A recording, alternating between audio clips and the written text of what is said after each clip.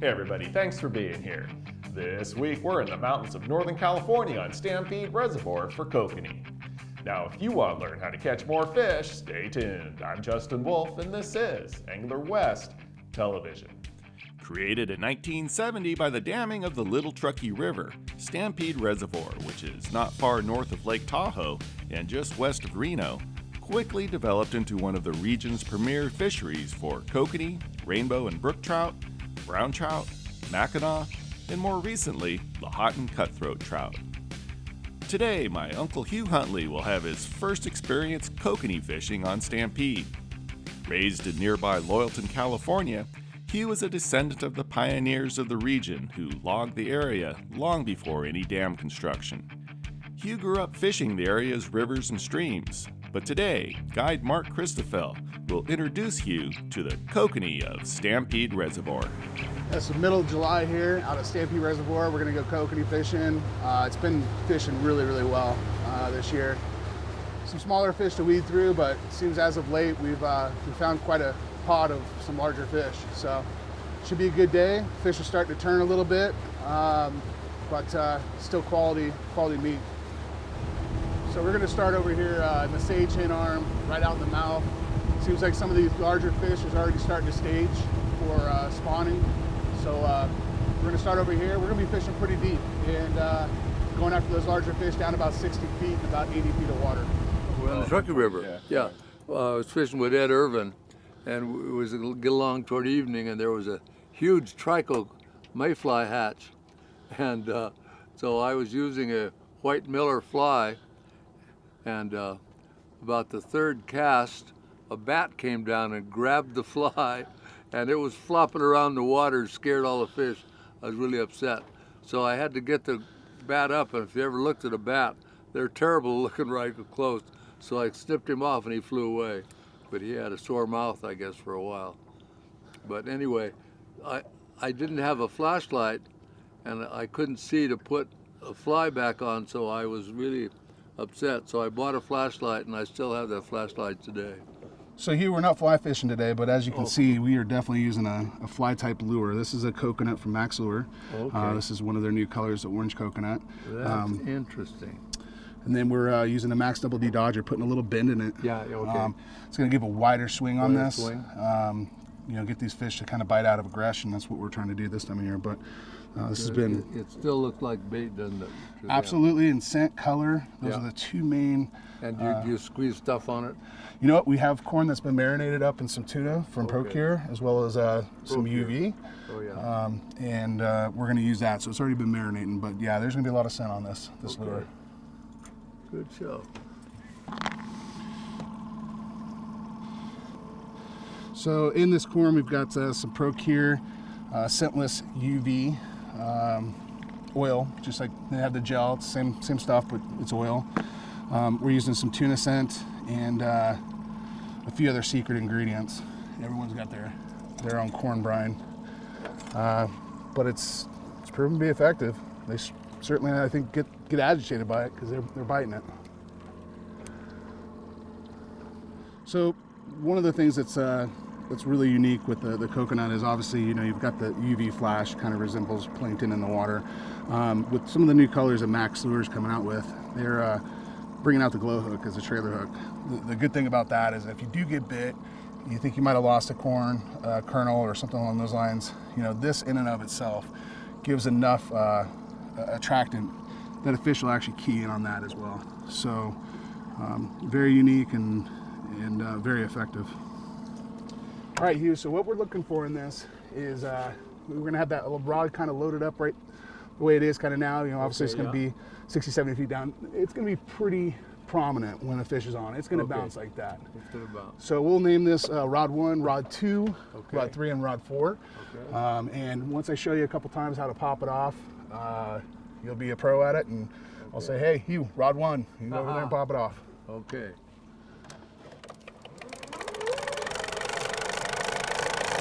So, as of recently, we're going down about 60 feet. We're going to start 60. So we're going to do 60 here. We'll probably do 55 over here. Stagger them in that zone. See if we can fine tune it once we start getting hooked up on some fish. So But we're going to start right there. It seemed to work really well yesterday. Hey, Hugh, we got a fish on rod 1. So what we're going to do is I'll show you a quick demonstration here. You just reel down, give it a quick pop, and then tighten up the line. Okay? So that fish should be on, and just keep that line tight. Nice even reel. And just want to let that rod do the work for you. This is a wonderful reel. Gee, feels great. Still there? Looks like you probably so, yeah. All right, if you want to go ahead and take it over this other rod, and I'm gonna get right back over here to get the net for you. Oh, he's off, Hugh. We missed him. Yep.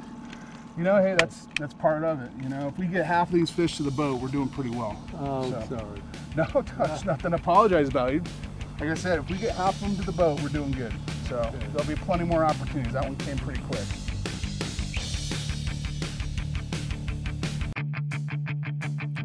Welcome back to Stampede Reservoir. I'm Justin Wolf. Uncle Hugh Huntley grew up fishing this area, but long before Stampede was built. So today, Marc Christophel is putting Hugh on his first kokanee bite.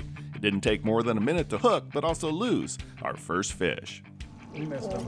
Yep. You know, hey, that's part of it. You know, if we get half of these fish to the boat, we're doing pretty well. Yeah, so fish on before I can even get all the rods out. That's always a good sign. So I think there's some fish in here that want to play. I expect this morning to be pretty productive. So that's what those fish are feeding on. They're down there swimming. They're filter feeders. They're swimming right through those balls of plankton, and that's their feed source. All right, you just pick that up, reel down. Reel down. Okay, now reel. Got to reel. Yep, get that line tight real quick.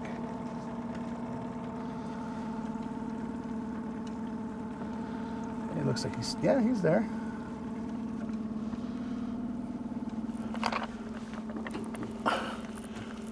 All right, Hugh, go ahead and take it over the top of that other rod. Oh, he's right there. Oh, he got off. No, he's there. You little guy. You want to throw him back. You want to put him in a net or something? Nope, I'll just take over, Hugh, and I'll just release them boat side. Okay. You know, these fish, they're real delicate, so if we're going to release them, we want to try and keep them out of the net. Yeah, not really touch them or anything like that. So this is a small one. Believe it or not, I believe this is this year's fish. A lot of the 12s and 13s that we're catching, some we've had to fillet because they wouldn't survive.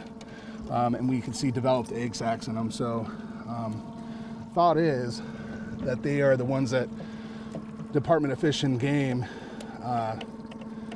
have planted. So not the size we're looking for today. Yeah. Kind of thought I'd lost him, but it was just small. Yeah, just swimming with you. So Hugh, so the kokanee have been planted in here. You know, it's pretty heavily stocked, but this is, for the most part, this lake's kind of handled as a brood stock lake for the entire state of California. Wow. Last year, I believe the egg take count was 2 million eggs they took out of here. Oh, yeah, right. So, well, here we go, Hugh. Rod 2.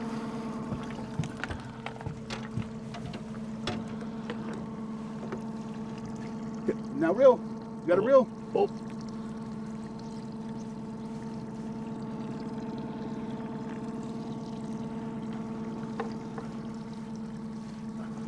Feel like he's still there?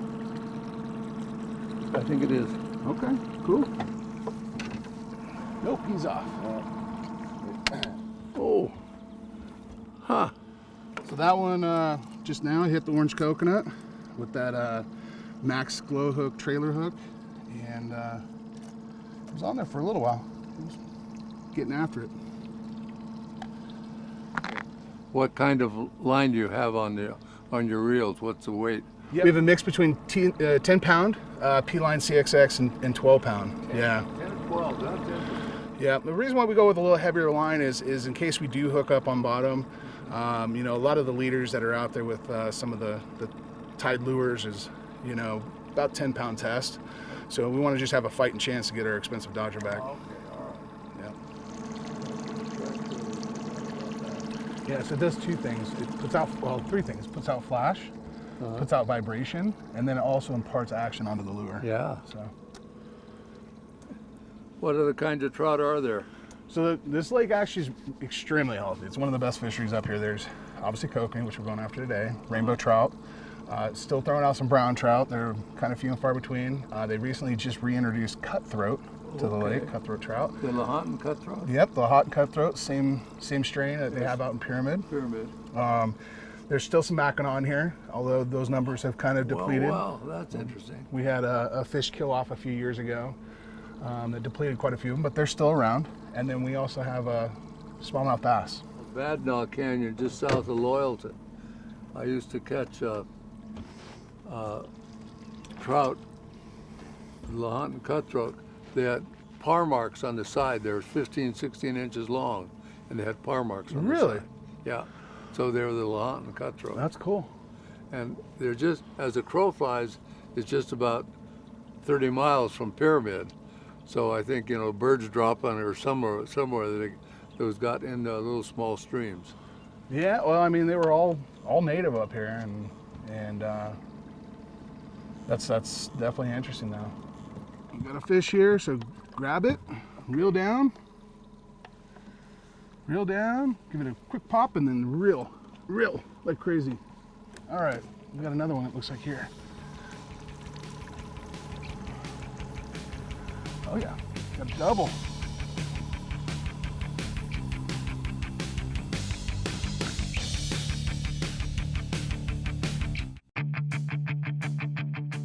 Got a fish here, so grab it, reel down, give it a quick pop, and then reel like crazy. All right, we got another one. It looks like here. We're on Stampede Reservoir with Uncle Hugh Huntley and guide Marc Christophel, Oh yeah, got a double. where coconuts rigged with Mack's Glo Hooks are working just fine. All right, this one's off. Hey, that's a nice fish. That's a keeper.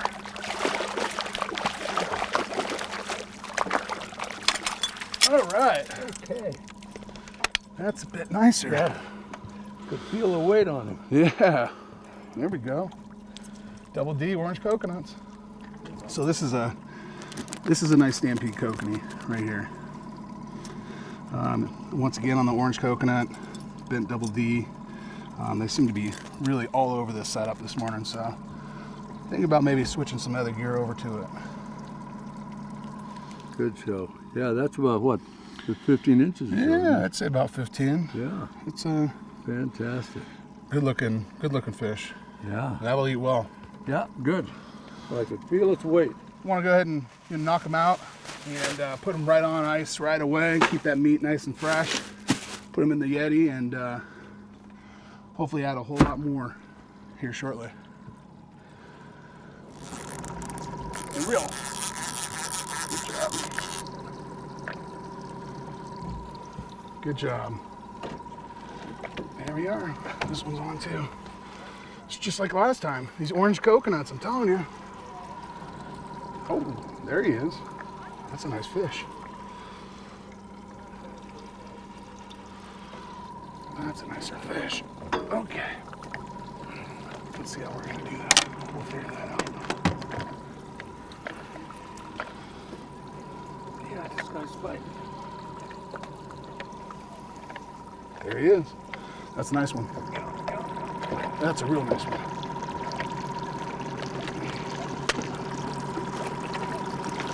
That's what happened. We got each other's line. No, we didn't. All right, Hugh, why don't you grab that rod? Grab rod one. Okay.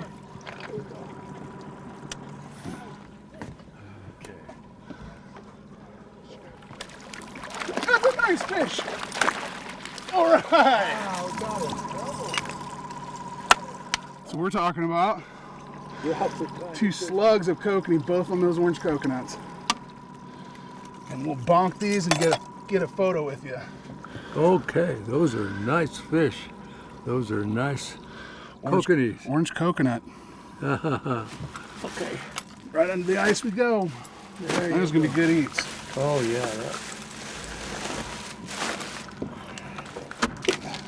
So broke that last setup. This is one of the prototypes that Gary's tied up, but they are gonna come out with this one as well. This is that same orange coconut, little smile blade on top of it. So give this guy a go, and I think he'll do quite well.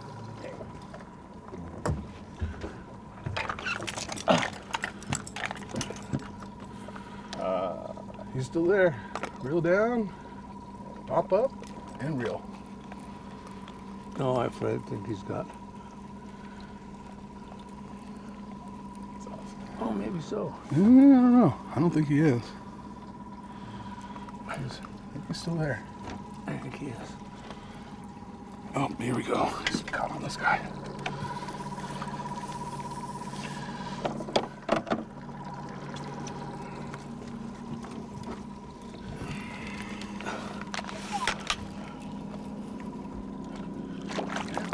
Another keeper. Okay. Oh, that's a cutthroat. Oh, is it really? Yep. Huh. We'll let him go. So these are a lot hot and cutthroats. They planted in here recently. We're gonna let him go and let him grow up. Yeah. But this fish is about 4 years old, 3 years old. Mm. So Hugh, we got one on rod 2 here. That's that orange coconut with the smile blade. Yeah. Yeah, so we got a small fish here. We're just gonna go ahead and release them, not net them. Just release them boat side and let him grow up or spawn.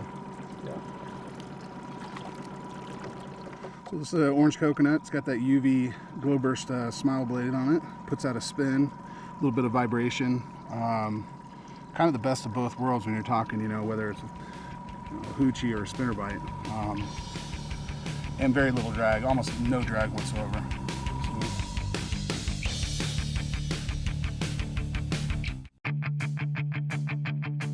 Hey everybody, I hope you're enjoying today's episode from Stampede Reservoir, where we're catching kokanee on Mack's coconuts and Mack's Glo Hooks. Now, as you can see in the video here, the Go Fish Cam video, it's dark down there at about 80 feet. A lot darker than I thought, or else I would have turned the light on the camera. It's my mistake. Next time I will. But you can see that glow hook working. And it's amazing how fast the transition is from dark to light in Stampede Reservoir. So, lesson learned, next time we'll turn the light on. Now, as long as I've known Marc Christophel, he's always been a big believer in the Procure Pure UV liquid and gel. Now, they don't have any scent in it, it just adds that UV flash to your corn or your bait, lure, or whatever. And after seeing this video from Stampede, I can understand why he uses this so much, because it does help him catch fish. Now, let's go back to Stampede Reservoir and catch some more kokanee.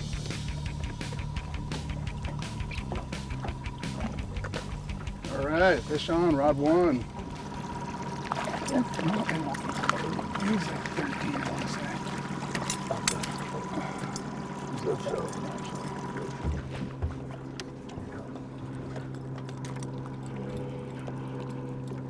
All right, real tighten that line. Good job.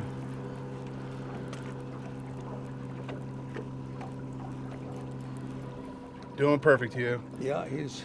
All right, so go ahead and take him over. Here we go. Yep. Got another double. Okay. Got another double. Oh boy, this one's got some weight.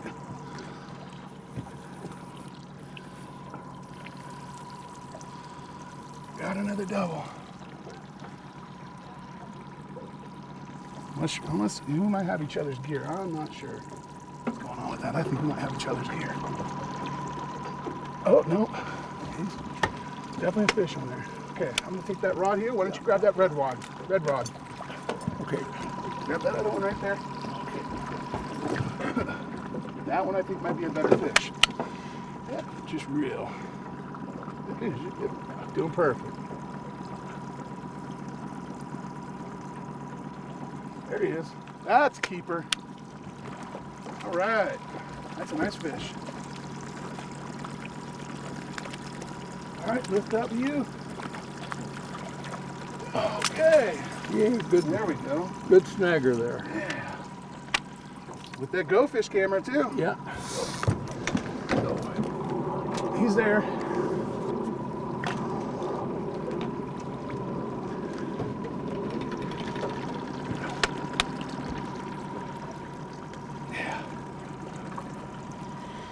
looks like a nicer fish. Oh, that is a nicer fish. Okay, that's what we're talking about. Okay, look up. There we go. Got it. Good job. All right, orange coconut. Once again.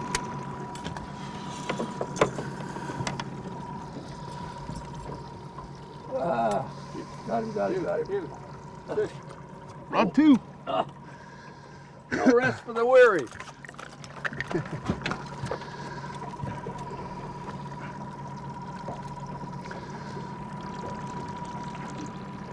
Hey, hold on 1 sec there.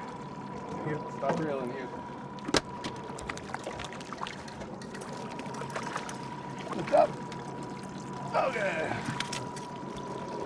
Okay, watch out for this fish. All right, Hugh, you get your 5 fish limit. Wunderbar. Hey. Wunderbar. That's the way to do it. So, brought out the propylene mat. We go ahead and clean up our fish out here on the lake. Beauty of this mat is doesn't dull the knives. Holds a lot of moisture, a lot of eggs if the fish has any eggs or anything like that. So, didn't know much about it before the beginning of this year, but from here on out, I'll guarantee to have one on board all the time.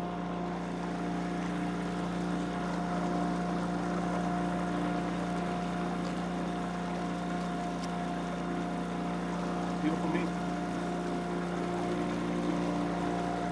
One of the beautiful things about these mats is they're really easy to clean. On top of the other benefits, like little wash down pump and hose, and all of a sudden, you know, we got a clean mat. So much more effective than trying to use a cutting board or something along those lines. And you know, we'll give it a dry and we'll be ready for the next time we use it.